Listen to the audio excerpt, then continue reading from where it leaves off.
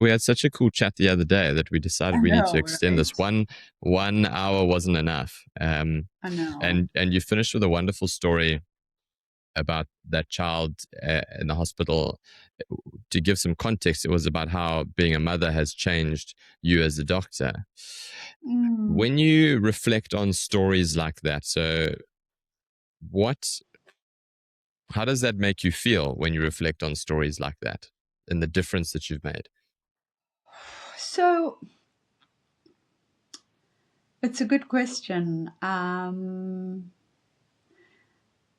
I try to not take too much credit, Mm, um, but it definitely motivates me to keep on doing what I'm doing, to work harder. And I guess in many ways it's inspiring. It's inspiring.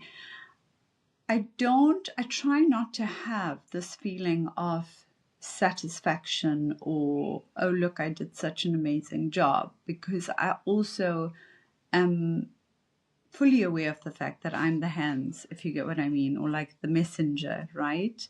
mm. I've seen how people who become proud of what they do, whatever it is, um, start to make mistakes because I guess when you become overwhelmed with pride and you're very proud of all these moments of like, oh, I achieved this and I saved that life, I think that's when you stop asking yourself questions and you stop asking others questions. Yeah, pride does that. So I guess it's more of it inspires me. It inspires me to keep working hard, to keep learning more, and to keep helping children, families, to listen more to mothers. Yeah. How do you find that balance? Because I'm wondering, you've obviously made a deliberate effort to expand your reach and the information through social media, and Mm. you have a calling and a purpose that's fueled by helping kids, but at the same time you've got your own child and a responsibility to that child. And I'm sure with the knowledge that you have, there must be a feeling that there's some kind of responsibility to those kids and parents that come through your practice. Mm. How do you balance those two aspects of your life? There is no balance. So I'd love to lie to you and say that I do balance it. But I don't. And I think that I have a lot of help and I've had to surrender to that as I've gotten older. I think that there was a version of me that felt like I could do everything and I wanted to do everything. Almost like a badge of honor, that I would get, someone would pat me on the back one day and say, well done, you cooked the meal, you packed the lunch, you went to work and you worked so hard and you expressed in between all the patients so that you could feed your child the express breast milk, and then you got home so late and fed the family, and like, no. No, that's how you destroy yourself. That's how you definitely do not fulfill your purpose. So as I got older, I realized that asking for help it's like I always say to people that the queen does not do everything herself. The queen, people always like, go queen, you did it all yourself. But actually, no, the queen does not do everything herself. She asks for help when she needs it. And so I have a lot of systems in place. I have people who help me. I have a great support system that I have created for myself between my au pair, my staff at home, my staff in the office. And at the outset, I do make with the school year, everyone at the school does know about all my support structures so that they can get to me timelessly should they need me. So that's very important. And then with my son, I talk about it all the time that things in our lives, when you're in a moment, when you're with people, it's so important to not be thinking about what do I need to do next. And that is particularly true for when we interact with our children. I think if you're you're constantly thinking about all the other things you need to get to when you're with your kid, you're not going to be present, and they're going to feel that. And if you can be present with your child, even if it's only 15 minutes in a day, that is felt. That is a quality that means more than the quantity of like poorly present parenting, if you get what I'm saying. I guess like sleep in a way. Yes. So Yeah. so that's what I do with each and every one of my patients, and that's how I remember things about my patients from like 13 years ago that just stick. It sticks like that, you know, and it sticks not just in the brain, it sticks on the heart for the person on the receiving end of that presence. For you, who is giving that presence to whoever it is with you, it will stick in your mind and like nothing else. And for the person on the receiving end, that stays within their heart. And I think that's so important. So my son has never, ever, ever, ever, ever, not once, not from the time he was a baby. And I went back to work after a month, hey? Like I was back at work after 1 month. And he has never ever chosen or wanted to be with the au pair or my domestic or the nanny more than he's wanted me. Like I get home and he is attached to me immediately. He is so upset every single day when I'm leaving for work. You know, we have like, now that he's 10, we have this like ritual of like, I will miss you. And like, you know, it's very melodramatic, but there's a lot of play involved in our time together. A lot of like eye contact and like, you know, heart to heart conversations. Yeah, so that's super important. But as for everything else, there's help. Always help.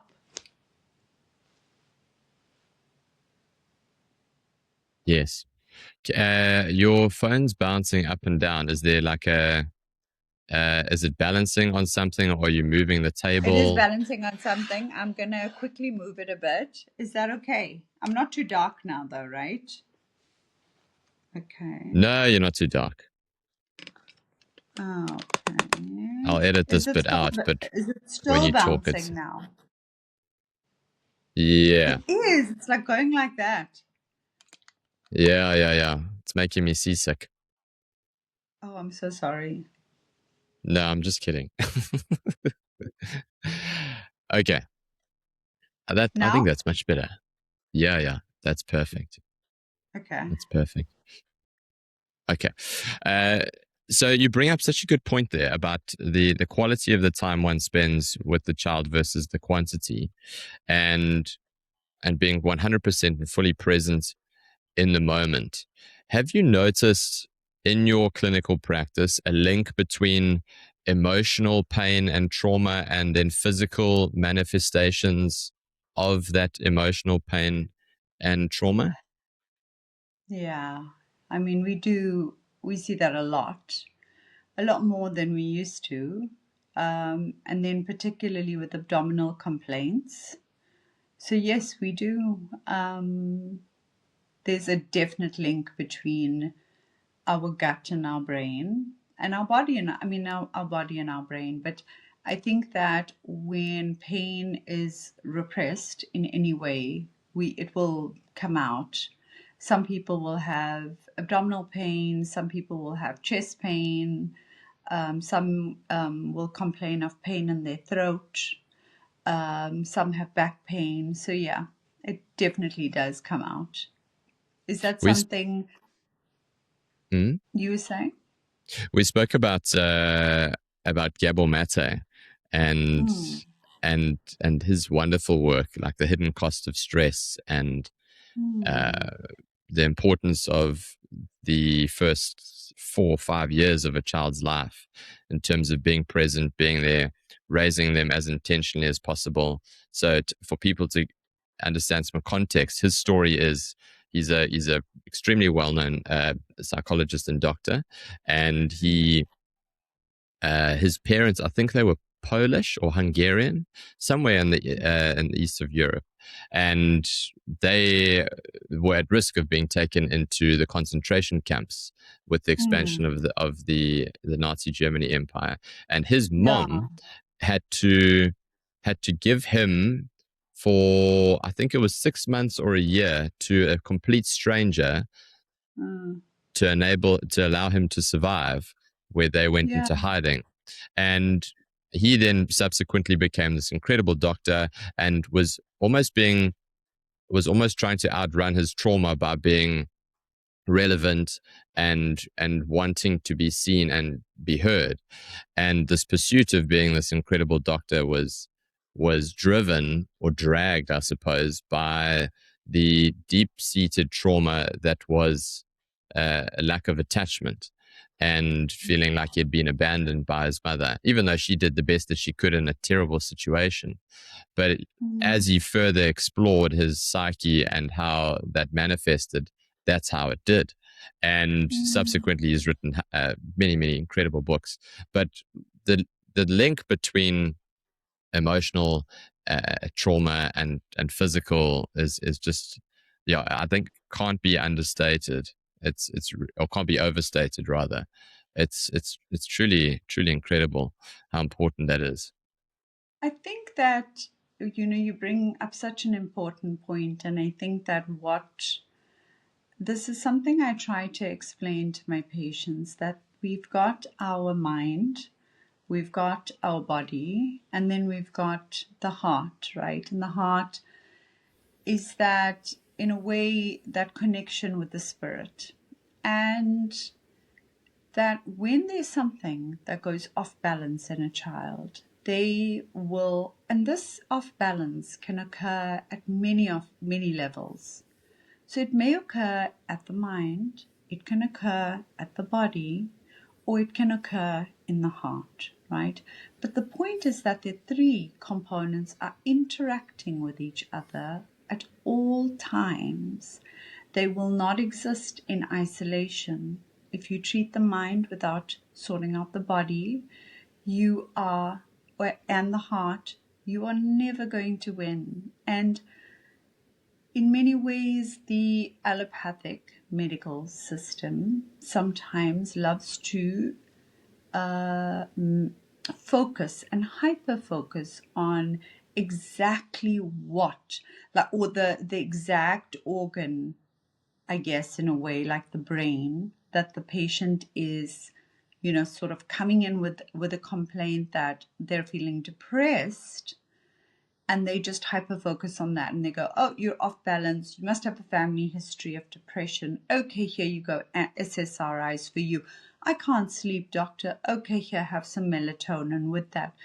And I think that is just, it's a very simplistic way of looking at the human body, and particularly in children, because in children, and I suspect this is in adults too, but it's so much more important in children, because their body is going to tell you, hey, grown up, help me, because they've got nothing to compare to. They've got no prior experience to compare to. If they've had pain on their, like, left, I don't know, pinky finger since they were born, pain in their left pinky finger is going to be a normal thing for that child. That is all they know. They have no contrasting experience with which to compare, anything to, right? And so I think that when a child comes to you, and a child is either tired for a prolonged period, or that child is hyperactive for a prolonged period, or that child is sad, or that child is having abdominal pain for a prolonged period, I think that it is our job to look at mind, body, and heart. And I guess that heart component, one could say, well, what would I look at if we're looking at the heart? And perhaps it's different for different families and different cultures, but there should be some degree of gratitude, introspection, that we need to be teaching our children, right? Like, on some level. And instead, I think what we tend to do is, perhaps because of exhaustion, is that we've learned this mechanism of distracting, and we then do it with our children. And they just distract themselves, or we distract them. And if we're not distracting them, we're band-aiding symptoms with medication, which is a huge problem for an entire generation of children who have been saying, help me, I can't concentrate, I am tired all the time, I am distractible, and we just stick them on medication, and we never look at the mind, body, soul, or mind, body, heart. We never look at their external environment. We're not looking, like we discussed the last time, activity levels, screen time, just basic, like, present, meaningful conversations and connections with family members. So if you're not looking at all of that, can you just imagine what will happen to these kids? Like, it's scary to think, really. But anyways, that's why I'm so passionate about it, because I truly believe that, if I can jump and shout and repeat these posts as often as possible, that I can get, more parents to ask questions, maybe some teachers as well, to say, hey, maybe this child doesn't just need to go and get put on Ritalin. Maybe we need to look at the home environment, check some blood tests, make sure the child's iron level's fine. Ask about the sleeping. It's so multifaceted. Yeah. You mentioned there the link between adults and kids, and you suspect that it will be the same in adults. Has working with kids taught you anything about being an adult? Oh, yeah. Like so much. So much. Adults is just, oh gosh. Where do I start? Where do I start? Because children are so honest. Yeah. Children are so honest. Like, they are so brutally honest. It's absolutely amazing, right? So that's the one thing, is that we as adults, the most like minor inconvenience or complaint, or issue with our body, whatever it is, our body, our environment, we just complain. We complain about everything, A child will come to my office and they will have a pneumonia, but they will still be smiling and laughing and running around and doing star jumps and playful. So it's so different, because it's almost like as adults, we like milk it as much as we can, we just want, like, each person's different, but in general. So that's the one thing, is that children are just so honest, but also they're so resilient. They're so unbelievably strong and resilient. They are the opposite of what you think they are. Because yes, they are vulnerable, because they're little beings, right? I guess they're dependent on us. But they are incredibly resilient. They can go through far more and bounce back, including, like, kind of going to the light and being dragged back from the light. And, they are just so incredibly resilient. I think, and that's body, mind as well. They're resilient in so many ways. They are also so forgiving, because every time I take bloods on a child and they're like screaming and trying to get away from me, and then it's done and I sing them a song and we hug, and they, we're friends again. So they're so forgiving. We could learn so much from children. They also, like, they're not jaded, They are just forever wondrous. They always, they believe. They believe in, like, miracles in a way. And I wish more people believed in miracles, because that's how miracles happen, And I guess now it's like coined manifestation. But I think that parents need to mirror that from their kids. We could take from them, like when they say something absolutely wondrous, that they read about something absolutely wondrous and amazing and magical, we need to be as excited about it as a child is. Whereas we kind of we get boring as we get older, right? I think so. I think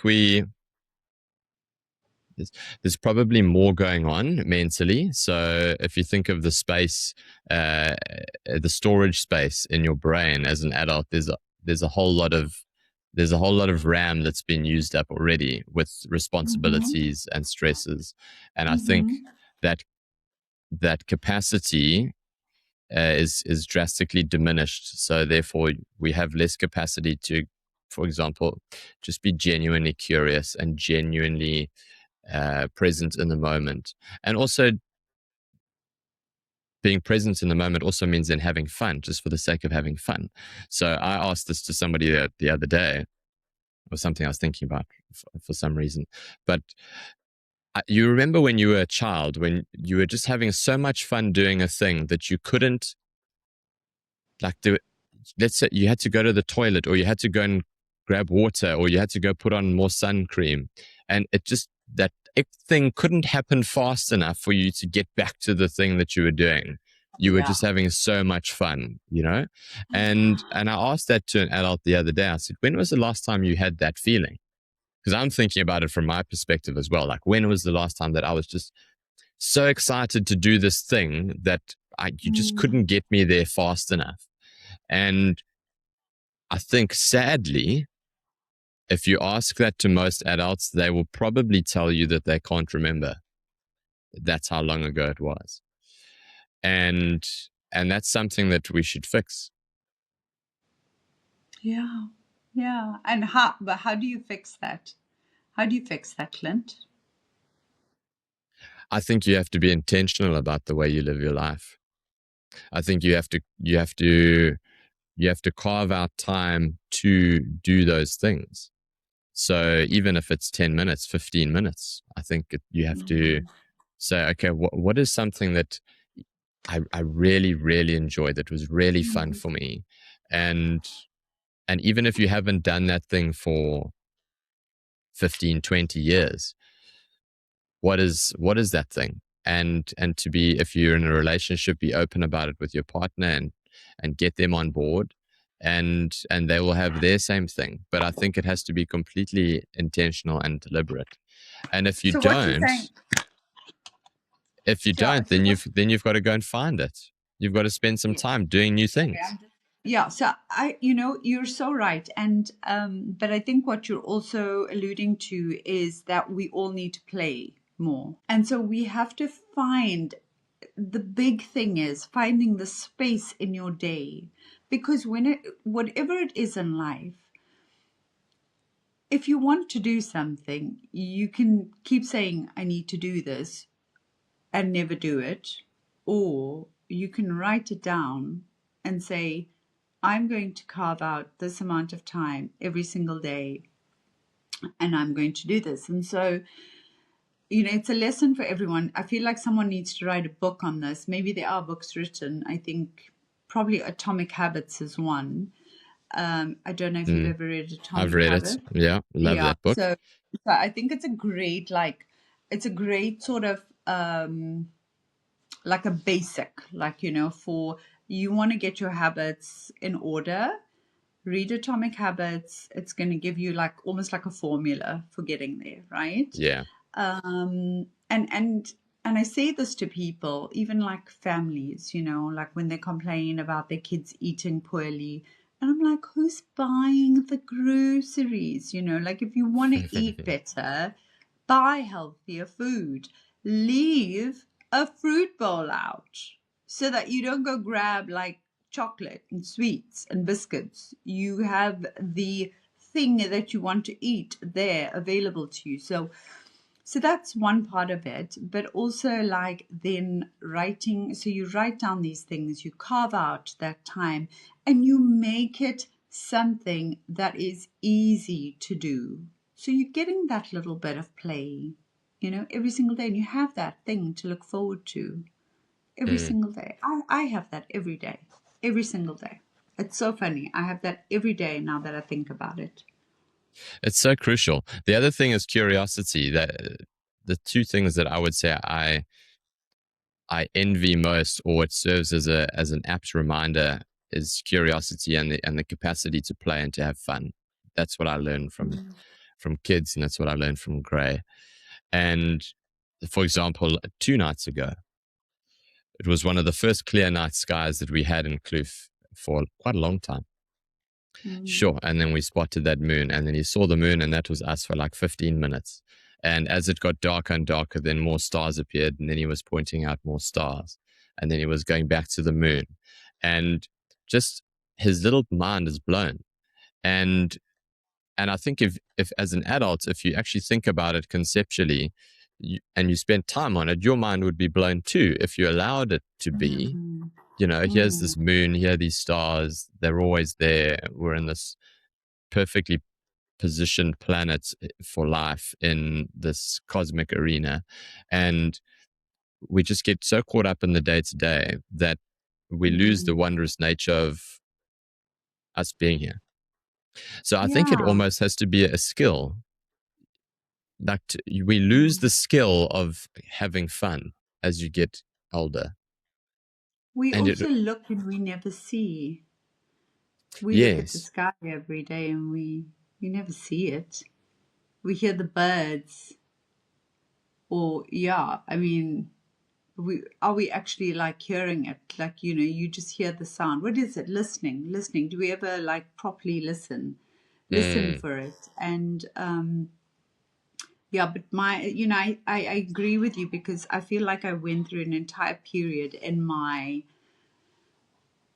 20s and 30s not noticing so many sunrises and sunsets and full moons and beautiful skies. And then it started to become intentional about these things. And I mean, I am that crazy person who walks out of the hospital, and if the sun is setting, I will stop, take a picture of the sky, or I'll comment to the security guard, or I'll call, mention it to someone. I'm taking pictures of the sky all the time, like all mm, the time. It's Ramadan now, so I spend a lot of time outside watching the sunrise, and then sometimes I just look at like the plants and like just notice the like drops of, if it's been raining, and looking at the yeah, condensation on the leaves. And I don't know, I do all sorts of strange things now that I'm older. Like I smell things in the garden, and yeah, it's wonderful. I wish that I had learned these things earlier, but like we said, there's a formula that somehow we all get indoctrinated with when we are in school or at a young age. I don't even know when it happens. And then we believe that life is about just making money and like, yeah, I don't know. do you know what I find interesting when you listed all the things about being present and all the weird things that you do? Every single one of them was relating to nature. Yeah. And so nobody ever thinks, oh wow, I was in such a present moment when I was feeling my couch, and it was just such a nice feeling. And I was so present Mm. when the TV was on, and this and this thing was going on. um I was so present when I was touching my new marble granite kitchen countertops. it's, it's Never. you could make the argument perhaps about food. Like food brings that presence, the sense of Mm. and the smell of food, and coming together in Mm. community and that sort of thing. But for the most part, it's about being outside.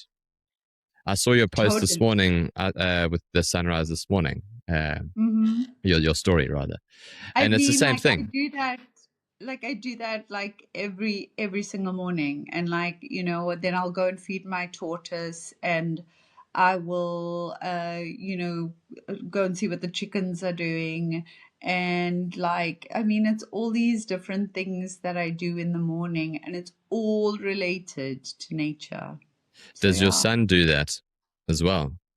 Mm, very much so. That's brilliant. So he's learned Very from much you, so, and but he's not, I mirroring that. mean, not to the extent that I do. And he does, it's so weird how, like, if he's playing or doing something else, he gets annoyed by me because I'm like, asking him to come and look at some random thing. But he Mm, is starting to appreciate it a lot more. And he's now taken up photography, and he's also cool. doing birding. So his birding is like on another level. Like I That's so cool.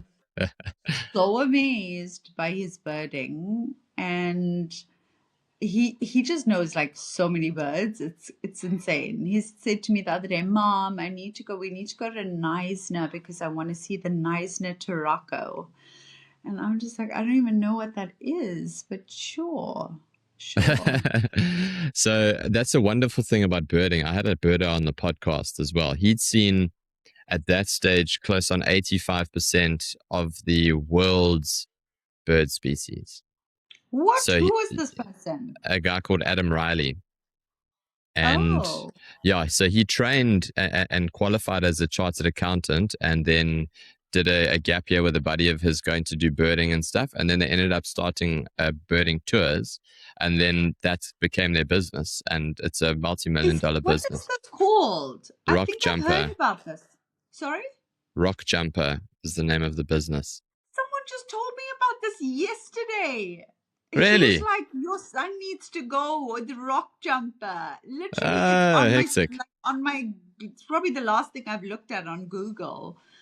So So, I had one of the founders of Rock Jumper on the podcast. I think he was like episode 6 or something, right when I started, and we were chatting about birding is the most one of the most effective ways to practice mindfulness and being present, because mhm. you see a lion and you see an elephant and you can see it coming from bloody miles away, and they generally don't move very fast, particularly when you see them in the day. Okay, lions move quickly, but you can see them come and go. But a bird Yeah, will come down and it will be a fleeting moment in time where you'll see that bird sit on the branch, and then before you know it, in the blink of an eye, it's gone and you'll never see that bird yep, again. So yep, it encourages attention and being present in the moment. And yeah, since my podcast with Adam, I've subsequently taken up birding. I wouldn't say that I go out of my way to pursue different species of birds, but I'm very aware of it, and I keep a track of the different species that I come into contact with, because there's apps and lists and things like that. But yes. So the one for kids, the best one for kids is the Fancies. The Fancies. So nice. there's a Fancy book, and that is an amazing birding book and app for the kids. So and then I've got like the recent Roberts as well. But Yahya's got like 3 different birding books, and that's what he reads every evening. Oh, that's so And cool. I just get shown like a million birds, and yeah. So, anyways, How funny we've got is our it that I brought that up and you've heard about it yesterday? literally just yesterday. I'm not even joking. One of my friends, actually, I should actually get her to chat to you. One of my doctor friends, she assists in theatre with the cesarean sections when we do the Caesars. Mm. So she's the assistant surgeon. Her name is Dr. Auer, and she's written 3 fiction thriller novels. Dr. Wow, that's Auer. So you impressive. should definitely chat to her. Okay, I'd love Yeah, to chat to her. That sounds cool. she's amazing. Yeah. When you have those days, I mean, deliveries and cesareans and that must obviously be on a daily basis for you. Does seeing a Mm. newborn baby ever get old? Never, ever, ever.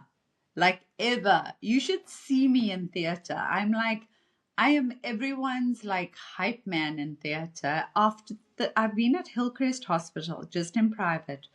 So I was in government as a ped at RK Khan for 2 years as a qualified pediatrician, but training and working only in peds for 4 years prior to that. So say 6 years at least of only pediatrics. Then I started at Hillcrest and it's been just over 13 years, right? And I do deliveries almost every single day. I mean, babies constantly in my life. And I am always so excited to see a newborn baby. I mean, I can stand there. I think the parents think I'm crazy. They must be like, what is wrong with this woman? Because I take so many photos for them. I take the most beautiful photos. And obviously over the years, I've figured out like what the best angles are and how to get the best like photos of the family and whatever it is. And then I sometimes just will stare at the baby. Like babies give off something. It's pure love. And you have to be receptive and open to it. And that takes training. That is the way they communicate with us. They communicate like from that heart. And I guess it's why, like when someone's very anxious, babies can tend to pick up on that and they start crying a lot. But if you can kind of within yourself manifest a calmness and serenity, a baby will then be just as calm and serene with you. It's so beautiful. So beautiful. I sound like a complete crazy person, but trust me, it's so many years of just dealing with babies. They speak to us in the most beautiful way ever. It's incredible, actually. What about the flip side of that? So part of a responsibility of being a doctor is to help people navigate through tough times. And Mm.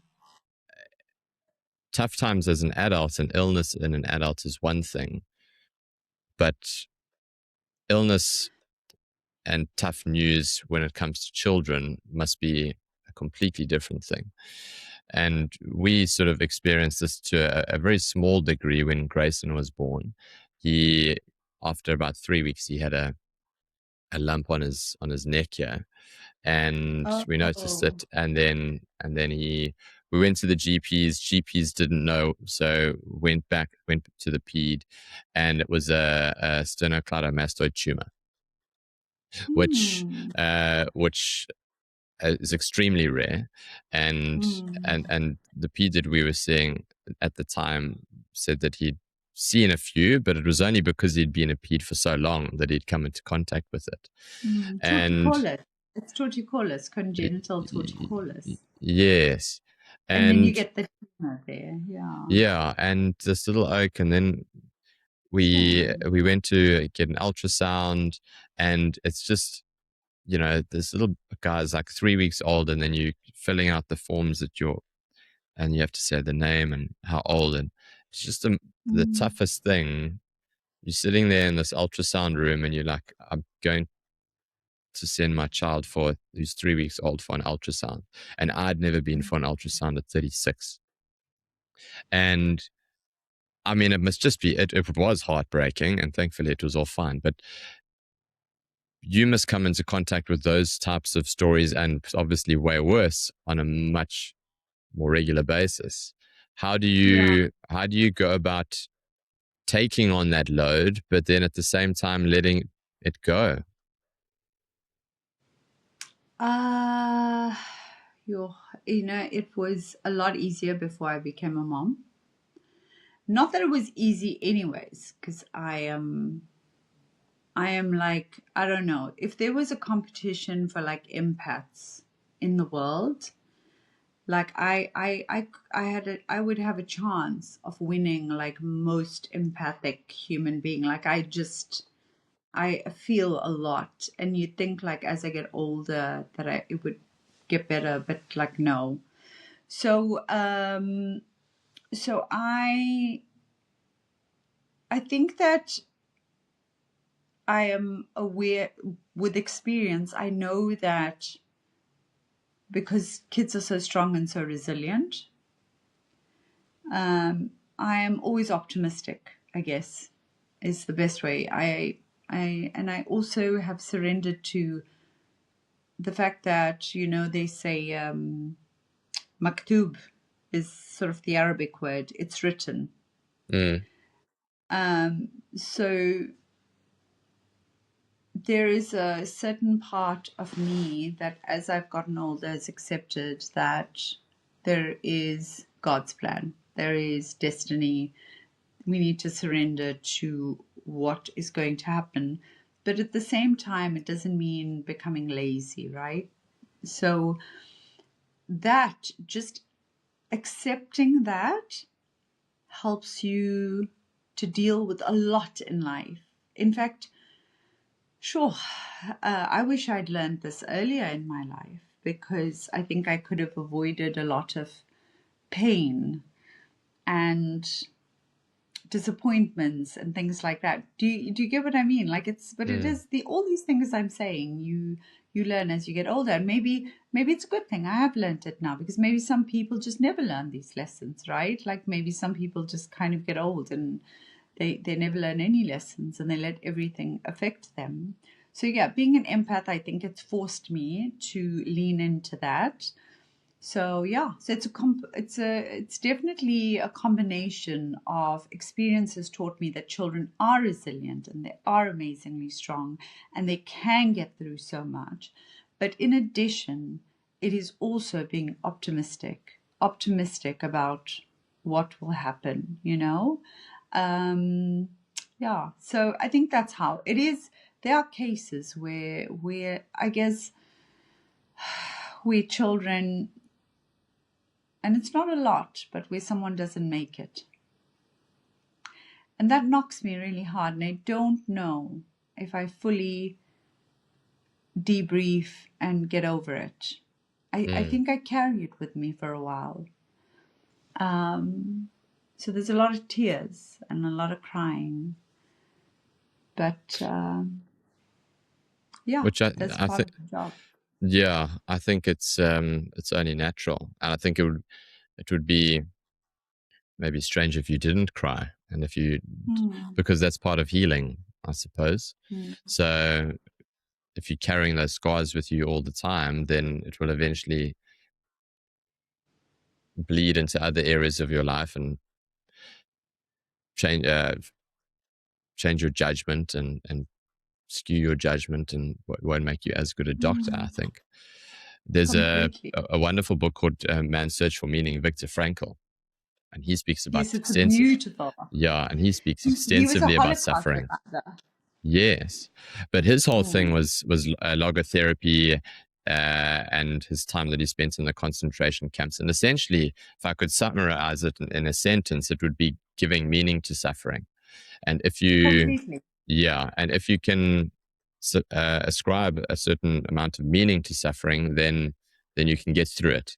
I think meaningless Yeah. suffering is when the wheels fall off. So, and that's pretty much what you've done there. Is you've ascribed a certain amount of meaning to things and to suffering Mm. when perhaps it's inexplicable and we can't reason it through, but bad things happen, Mm. and that's just part of life. So I think that's a beautiful way of putting it all together from your side. One of my Yeah. favorite questions. Hmm? What is the quote by Viktor Frankl? A man can a For he man who has a can why can bear almost anyhow. that is it. Yes. Yeah. Mm. I've got so many Viktor Frankl quotes saved on my phone I wonder if that's because not. I wonder if that's not Nietzsche. I think no, he. that might be Nietzsche, but Viktor Frankl is something similar. Can I check quickly? You can check. I think he. I think he quoted I'll tell you. Nietzsche in Man's Search for Meaning. That's my guess. Mm. If I was on Who Wants to Be a Millionaire. I've got so many of his quotes on my phone. Uh, Vikt. Victor search. There we go. Okay, there's a lot. Even when it is not fully attained, we become better by striving for a higher goal. Nice. For the first time in my life, I was able to understand the meaning of the words, the angels are lost in perpetual contemplation of an infinite glory. I'll tell you the one that I saved, which was my favorite. Yeah, infinite. Oh, there's so many that I've saved. I have a couple of albums where I save quotes. Oh, And nice. oh, this one is really good by Viktor Frankl. That this is a really good one. Between stimulus and response, there is a space. In that space is our power to choose our response. In our response lies our growth and our freedom. Wow, that is lovely. Right? Mm, so I love, who was it? Eckhart Tolle. I never know if I'm saying his name correctly, but the power of US. now. Oh yeah, that too. Yeah, and in that book, one of the main takeaways for me is he always speaks about paying attention to the silence between the noise, and Mhm. if you become aware of how much silence there is around you, you get this. I don't know how you what would for me it feels like a spaciousness, like It is. you become part of this sort of bigger thing. Whereas we spend so much time responding to stimuli, be it bright lights, what people are saying, honking horns, Mm. etc., that we're in this perpetual cycle of like low level stress and like heightened cortisol levels, and never enough time paying attention to the silence. Because even in the most stressful situation, which I'm sure would happen in a medical scenario in a hospital, you have to think clearly, you have to be clear in your decision making in an Mm. emergency, and your ability to be able to think clearly and be in that moment largely depends, at least in my mind, on your ability to pay attention to the silence and the quiet, and not become overwhelmed by the variety of stimuli that's happening all over the show all the time. So in a resuscitation, I can only describe what happens to me as finally achieving flow, which is, I think, what people achieve in meditative states. And so I become almost like razor sharp clear, and I cut out the rest of the world. And I'm very calm. Like, apparently, I'm the calmest person that anyone has ever seen in a resuscitation. Really. And yeah, I mean, it would be strange to say, but I enjoy them. And yeah, it's a very weird, I feel most connected to God and to a higher power when it's like meditation for me. So I know that sounds strange, but it is so unbelievably beautiful to um, to assist, almost as if God is working through you in the bringing someone back, if you get what I'm trying to say. I do get what you're trying to say. I don't think it's weird though. I don't think it's weird at all. Okay. Yeah. So, yeah, and then you mentioned something else about the space. And I think that people always think that space is not a form of communication, but we forget that a pause in a sentence can completely change the entire sentence. Where you Hmm. place the comma, where you place the pause. The entire meaning of that sentence is altered. So it's important for people to remember that silence and pause are also in many ways active and actively altering the meaning of things. And so it kind of links in with what you're saying about Eckhart Tolle. And I mean, I read A New Earth. So that Yes. was for me really. enjoyable. But yeah, so that's, I read that somewhere recently, and it's interesting that you mentioned that. But silence is beautiful. It's a beautiful thing. So I've got another musing of mine last week, and it was that adults are all just big babies with responsibilities. Do you have any comments on that statement? Adults are just big babies with responsibilities. Yeah. I guess, and that's why we can't enjoy and be wondrous and be playful anymore, because we have way too many responsibilities. So I guess it's Mm. true. It's true, and we've got a lot more baggage as well. Hey, we're big How much? babies with responsibilities and baggage. So how much of that baggage do we unknowingly take into adulthood from childhood? And we just, Too much. yeah. Too much. You see, the problem is that our parents were a different. I don't know. And then the world went through, and Gabor talks about this. This whole like, now we call it gentle parenting or intentional parenting. And it's such a fine balance between having boundaries and teaching children like you would, training them like you would a bonsai tree, but also not inflicting trauma to the point where you're breaking that tree. So you're turning Mm. it into something beautiful. So yeah, I think our parents were all about silence, and that boys shouldn't cry, and girls were kind of just subservient in a way. And yeah, it was just a weird period, hey. Whereas now, I mean, think about it. There was a period where the world said that you had to take your baby and put it into its own room when it was a newborn baby and leave it alone. And that was seen as a better option than like having your baby in your room. Like you were Mm. shamed if you had your baby in your room or you co slept. Do you realize that? Like, it is so strange to me that we went through this period in the world where, we were also told that children should be seen and not heard, I think it was. Yeah. Mm. That, yeah, it was just a very strange period. I mean, I truly, I cannot tell you how important I think discipline is, but I also think there's a very, very fine balance between just discipline and in many ways, I feel like if you're not present in a way, you're neglecting your child, maybe emotionally, Mm. and not giving them that love that they desperately need. Yeah.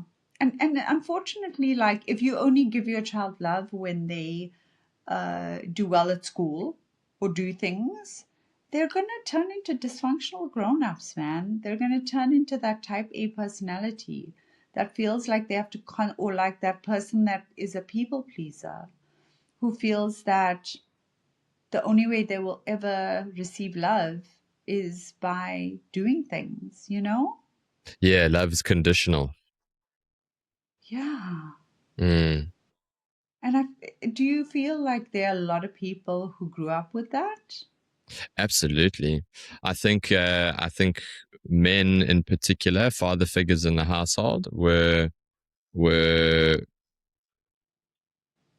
I want to say, I want to try and find the right word for this because I think it's important.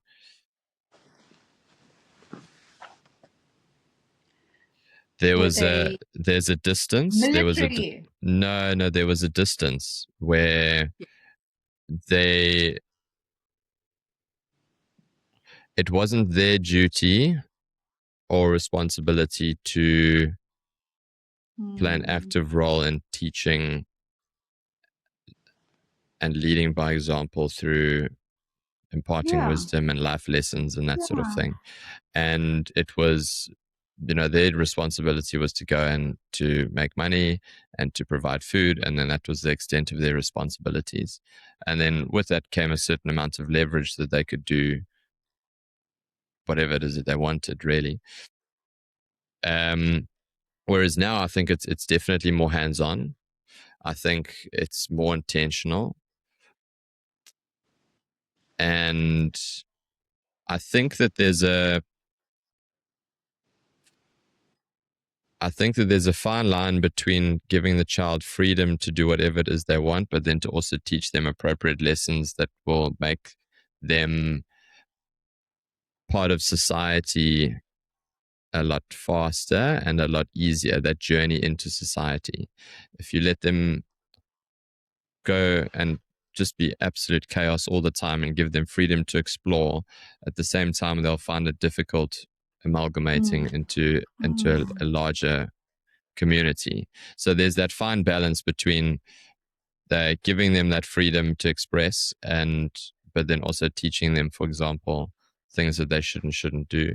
So things like manners, and I mean, like Grayson is 2 months, 2 years and 2 months, and he really wanted to touch a candle the other night. We had a power outage in Kloof for like 24 hours. Substation blew, so we haven't had load shedding. Touch wood, for quite some time. So there hasn't been a need for candles, but the candles came out, and of course this was a new thing for him. So he wanted to touch the candle, and I said, "My boy, the candle's going to hurt you.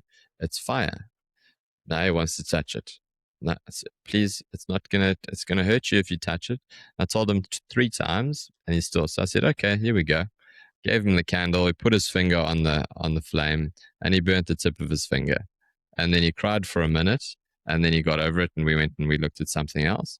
But he hasn't touched the candle since then, and he now understands that there's boundaries there, and I think that is a safe boundary, because you also don't want your kid naively doing something that's going to do them irreparable harm, like diving into a fireplace when a burn can be way more significant.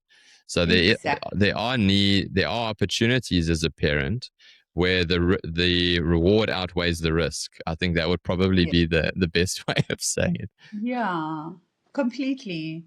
And I think that you can't also like what you did was a good thing, because you can't also like shelter them from the world completely. Yes. So yeah, it is a fine balance, but I do think we also don't want our children to go out into the world and just not be nice people, not be kind. And I think that's, for me, is the biggest thing. I wish every parent thought about this, think about those entitled, rude, horrible people that we don't like. And you never want your child to turn into that one day. So when I think of those people now, I think of those people as big babies. Those are the big babies. Those are the big babies, because they have their own sets of trauma, and that we don't know about, that they've been treated a certain way that's resulted, at least in part, to how they interact with the world. Not to abscond them of any responsibility whatsoever, because we all have the capacity for change. But I do look at them and I think, shame, this person must have gone through some stuff. They must be hurting for them to treat other people that they don't know about this thing. I say, this is what I say all the time, right, Clint? I say that shame, poor Donald Trump and poor Benjamin Netanyahu, they must have had really bad pediatricians when they were little, who didn't sort them out properly, and that's why they turned into such horrible people. So all I'm saying is that by being a good pediatrician and looking at the patient holistically, you're potentially saving a whole lot of people from being like bombed and destroyed and like murdered. So yeah. Just hashtag just saying, what a wonderful way to finish. I'm so glad that we got an opportunity to extend this conversation, and keep up the fantastic work. I know we've directed people to your social media when we recorded in person, so please go out and check that. And yeah, I wish you all the best, and keep fighting the good fight and doing all the good work that you do. Thank you so much, Clint. Same to you. Thank you so much for having me on. I've really enjoyed this chat. I see we read all the same books as well, which is great. Yeah. Cool. Thank you so much for having me on. Thanks.